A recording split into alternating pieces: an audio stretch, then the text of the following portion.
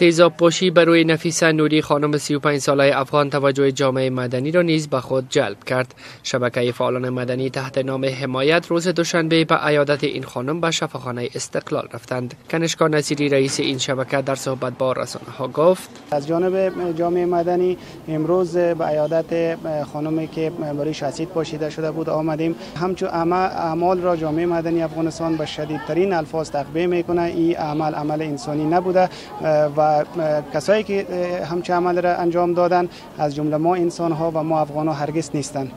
خانم نوری روز دوم عید هنگام رفتن به خانه در ناحیه دهم شهر کابل در نزدیکی شهرک آریا از سوی افراد ناشناس مورد تیزاب پاشی قرار گرفت. این خانم در صحبت با رسانه‌ها گفت: ساعت 11:30 شب برمیگشتیم خانه. من همراه برادرزادم، دخترکم در دستم بود. یک دفعه یک نفر یک بوتل از این پشت سرم گرفت در رویم زد. خودش فرار کرد رفت.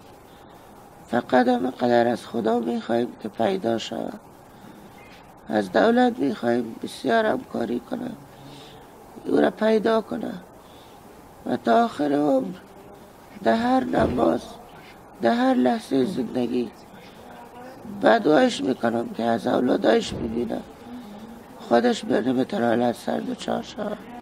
قماندانی امنیه کابل نیز از پیشرفت در پیگیری این قضیه صحبت نموده و میگوید که عاملین این قضیه شناسایی شده اند. الیاس صالح، رادیو آزادی، کابل.